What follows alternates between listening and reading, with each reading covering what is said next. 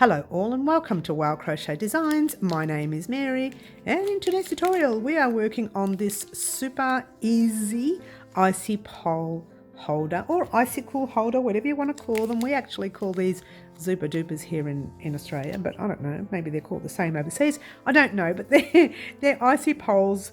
These are the icy poles, and as you can see it's still very cold and iced. And these are the holders. Now I'm going to take this off for now. There you go. As you can see, it's a full one. Towards the end of this tutorial, it may not be full, but we'll talk about that later. The colour combination that you see right here was chosen by the lovely Karen, one of our subscribers on our live. Now, we have lives 2 days in the week, 4 p.m. on a Wednesday afternoon, 10 a.m. on a Saturday morning. This is Melbourne, Australia time, guys. Marry that up with your country. Now, the one on Saturday morning at 10 a.m., Melbourne, Australia time again, a subscriber on that live gets to choose the colour combination of our very next tutorial. And we call it Live Antics, which is a little fun we have on our lives. And Karen chose these 3 colours. Now the yarn itself, and let me explain that to you real quickly, and I broke the label just before I started this tutorial. Don't you love it? All right, so let's move that out the way. So the cotton we're using is an 8-ply cotton from Bendigo Woolen Mills. Now this one is called Fruit Tingle, which is the lilac-y colour. The red is called Pomegranate and the white is called Snow. Okay, all right, so what we have here is it's stating to use a 4mm hook, and we are going to use a 4mm hook today. How much yarn did we use, I hear you ask? Well, I used, let me bring this out again. I used 7 grams of the smaller ones and 10 to 11 grams of the bigger one. Now this is great stash busting, if you will. It will help you get rid of all your little pieces as you go along. All right, so what else will you need? You'll need your 4mm hook. You will need your little scissors. I'll talk about that in a minute. You will need your sewing needle, and you will need a stitch marker, which I don't know why mine's closed, but there you go, and a stitch marker. Oh, by the way, in the tutorial, I struggle to weave in the ends because this is a blunt needle. When you are working with cotton, you need a thinner needle with a pointier edge, not so much a blunt one. I hope that helps. And if you're anything like me, you may need one of these. We're not going to talk about why. Little bit of silly antics my part at the end of the tutorial, but there you go. All right, so that's what we've got so far. I think we should just get started creating our icy pole holder. All right, so we're going to start off by making a slip knot. If you want to do a magic circle or a magic loop or a magic ring, whatever you want to call it, you can do that. But really, I think this is the easiest way for newbies or newcomers. Okay, now we're going to grab our tail end, wrap it around our finger once and twice, holding it there and holding it down there. Yeah, pass your back loop halfway over your finger, hold it there, pass the other loop all the way over, pop your hook in that loop and just give everything a tug. Leave yourself a decent amount of tail so you can weave that in at the end. Even though we're going to crochet over it, I still would like for you to weave it in as well. All right, so what we're going to do is chain, and a chain is yarn over your hook, pull a loop through to the loop on your hook once. We're going to do a second one, and that's it. Now this is the easy part for newbies. Now if you're not new to crochet and you want to do the magic loop, then by all means do that one. I'm doing this a little bit easier for those of you who are new to crochet. So now what we're going to do is pop our hook in the first chain that we made. 2 loops on top, 1 on the bottom. What you've got to do is hold everything, pull a loop through, and you're going to do a single crochet. So you've got 2 loops on your hook, yarn over, pull through 2. And what you're going to do is pop your little stitch marker in there. Now this stitch can become very tight, being the first stitch. So be wary of that at the end of the round, that you don't miss it. That's why we put our stitch marker in. All right, and what we're going to do is pop another 4 single crochets in the same stitch. So now just do a hook in, loop through, 2 loops on your hook, yarn over, pull through 2. That's your second one. And whoops, mine's a little bit too tight. Hopefully yours aren't too tight. Here's your third one,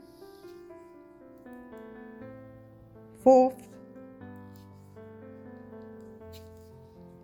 and fifth. We need 5 single crochets all together. How we count these stitches and make sure we didn't make a mistake. Grab something small that you can use to count with if you want. So these little V's that you see right here, that's what you're counting. So there's 1, this is where it can get a little bit tricky. There's 1 there in the stitch marker, 1 next to it, which is 2, 3, 4, and 5. Okay, it's because this is such a small round, the single crochets, that it can become a little tricky. So what you're going to do now, this is once again the trickiest part of the whole piece, really, just this round, yeah? And I call it a round because we're going to pop our hook, no yarn over. We're just going to pop our hook in that stitch marker with the stitch, and we're going to do a single crochet. We're not going to slip stitch. So we're going to pop your hook in. If it's as tight as mine, I'm sorry. Hopefully it's not. Oh, I'm losing my stitch marker. I'm going to take it out anyway because I think my stitch is just way too tight. So pop your hook in the stitch with your stitch marker and do your single crochet. Pull a loop through, tighten everything up, yarn over, pull through 2. Pop that stitch marker back in. You don't want to lose your beginning of the round. All right, because we're not slip stitching and casting out sort of thing, we just keep going, it's easy to lose the beginning of the round. In the same stitch, you're going to put a second single crochet, a little tricky, into the stitch, very tight, and there's single crochet number 2. In your next single crochet, that's the 2 loops on top, you're going through that stitch right there, and you're doing 2 single crochets, 1 and 2. In your next one, you're doing 2 single crochets, 1 and 2. Getting the picture? 2 into your next, 1 and 2. 2 into your last, 1 and 2. Now if you played your cards right, you should have 10 stitches in the round because we increased in every stitch. So let's count them. 1, let's get a nice close up here. 1, 2, 3, 4, 5, 6, 7, 8, 9, and 10. All right, so you're counting those little V's. So 10 stitches, easy so far. It's going to get easier. Get excited. Okay, one more increase round. So pop your hook in the stitch with your stitch marker and do your single crochet, taking out your stitch marker and popping it in that same stitch that you just did. And in this round, we're going to do an increase in the same stitch that we're in, like so. We're not going to increase in the next one, just going to do a normal single crochet, just 1, and then increase in your second stitch. So it's actually the third, but we'll call it second. 1 and 2 in the same stitch.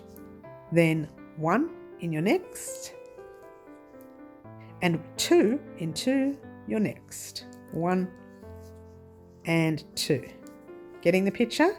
1 into your next, and 2 into your next. 1 and 2.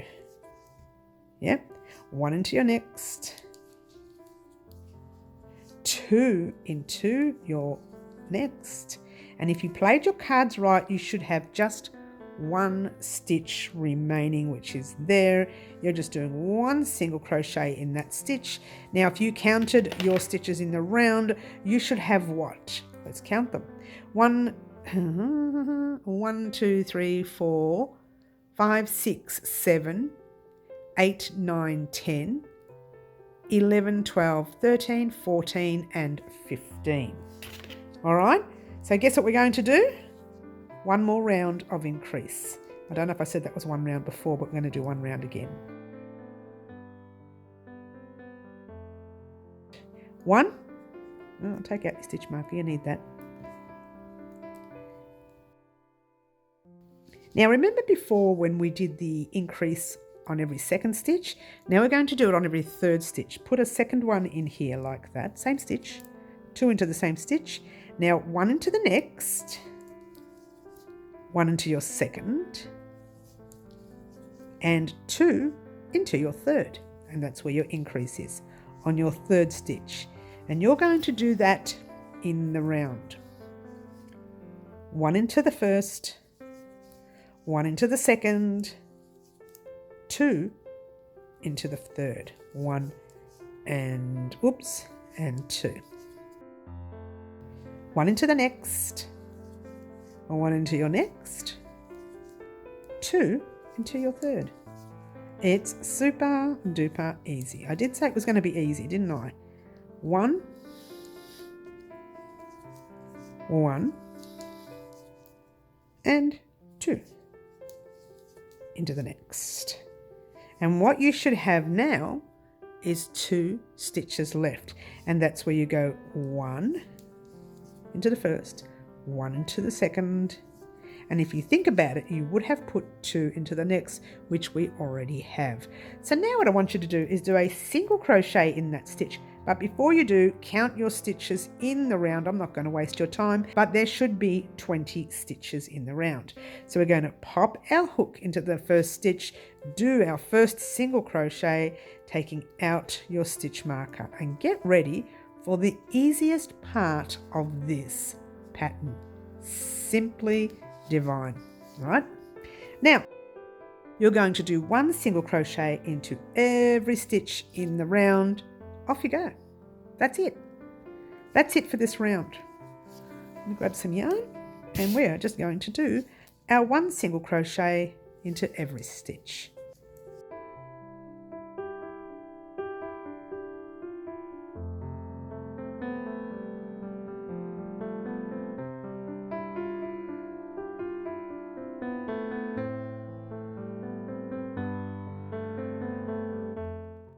I'm on my very last stitch right there, and there you go. I'm not going to join it yet, but you might notice now that this is turning up. All right, that is normal. When we're ready to complete our work, it'll be turning like that. All right, so before we do anything else, you should still have 20 stitches in the round, yeah? We're going to weave in this end, because now it's going to start, if we continue the way we're going, it's going to start growing sides, and it's going to look like this, and it's going to be very difficult to weave that end in later. So we're going to weave that end in now.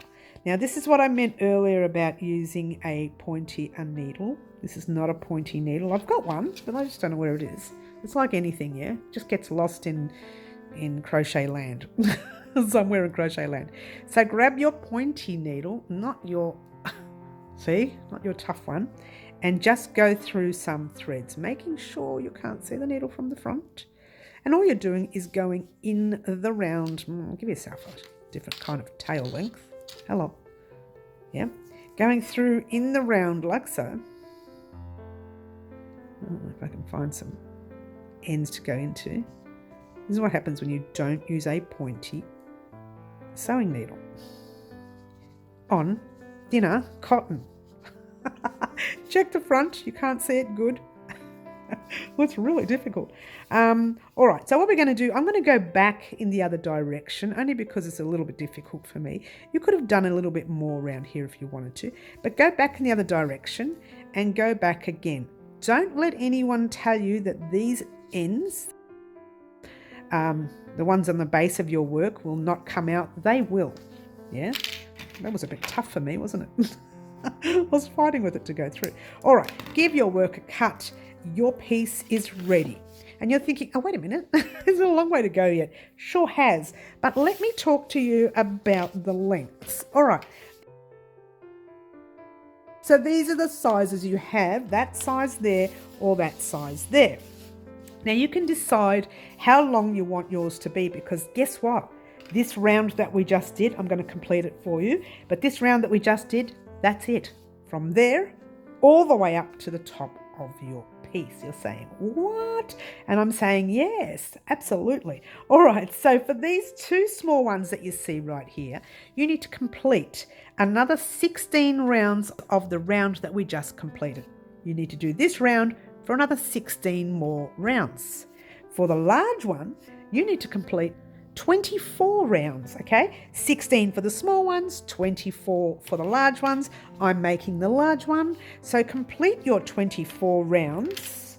And let me finish off this round first so you know exactly what you're doing. And in actual fact, if you think about it, your round is already complete. But you want to start your new round in the stitch with your stitch marker and do your single crochet. Take your stitch marker out and replace it in that stitch, and then if I can get it on and then just continue in your rounds. All right, I don't think you need me to show you this part. All right, what I want you to do is repeat that round for 16 more rounds for the small icy pole holder, or 24 more rounds for the large icy pole holder. And when you're done, meet me back here. We'll talk about what we're going to do next.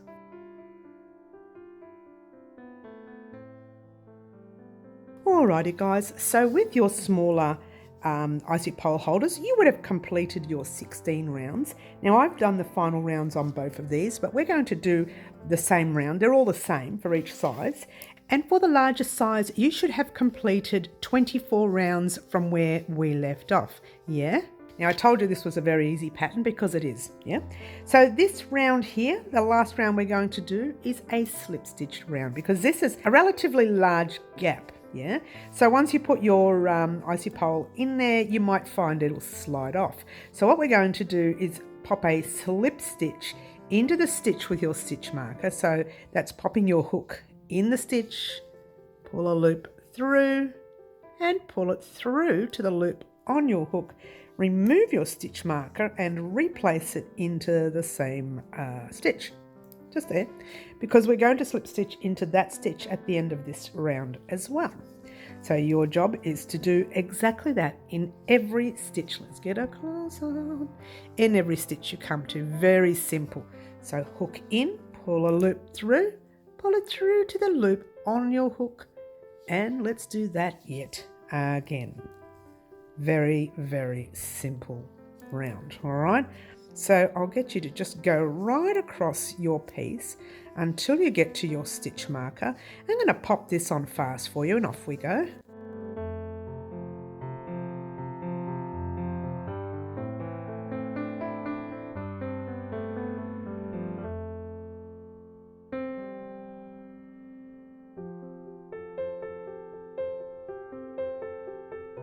One more. Oh, let's get a close-up of our last stitch.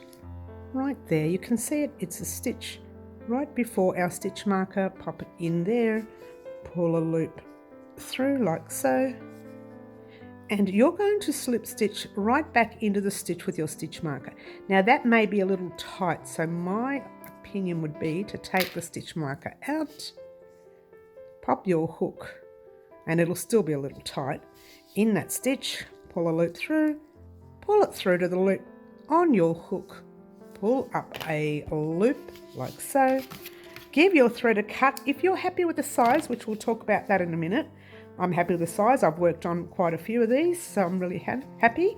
Give it a bit of a tug, grab your sewing needle and get way too excited, guys, because we're at a stage where you can actually weave this end in, and then we'll do a test to see if it fits in our icy pole. I mean, if our icy pole fits in our icy pole holder.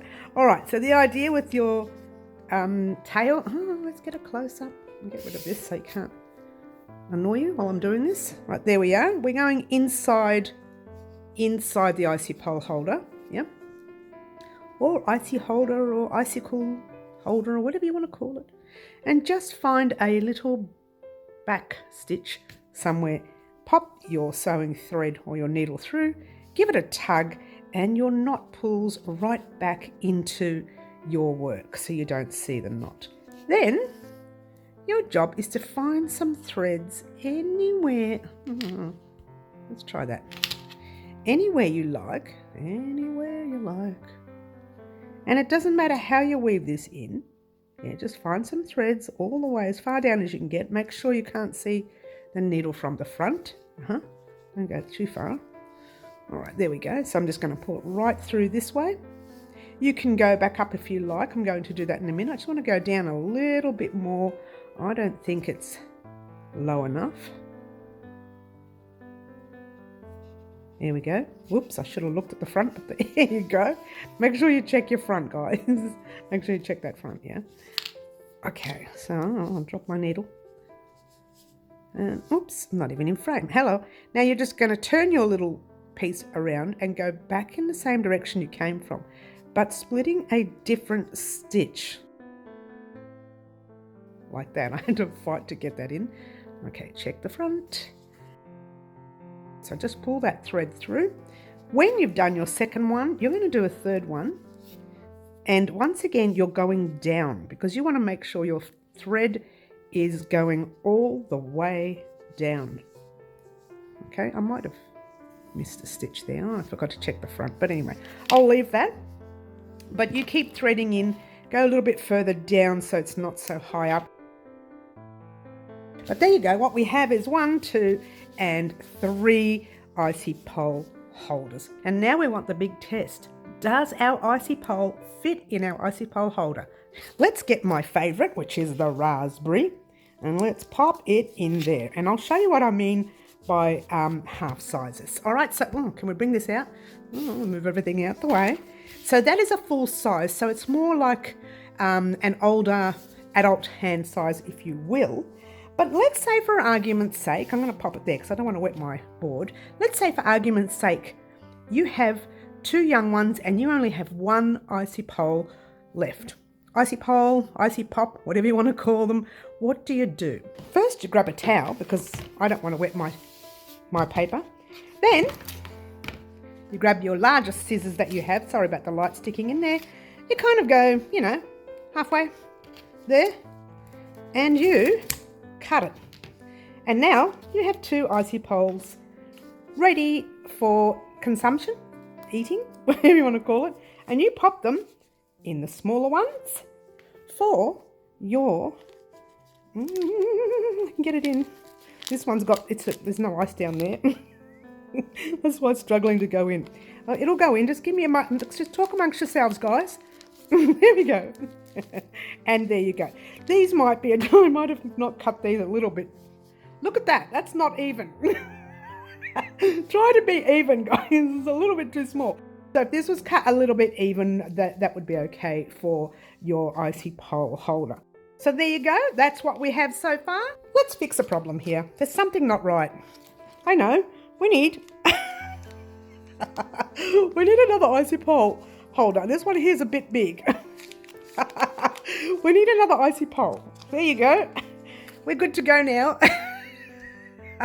Thank you very much for watching, guys. Don't forget to like, subscribe and share and do all the wonderful things that you guys will pretty much already do for me. And don't forget, guys, to join us on our lives at 4 p.m. Wednesday afternoons, 10 a.m. Saturday morning, Melbourne, Australia time. Once again, thank beautiful Karen, one of our subscribers, for her colour combination that you see right here. All 3 colours that she chose for our yarn antics on Saturday mornings live. And if you want to be a part of that, then you need to join us on Saturday morning for live antics, and you get to choose the colour combination of our very next tutorial. Thank you very much for watching, and yummy. I'll get the bigger one because I'm a bit greedy today.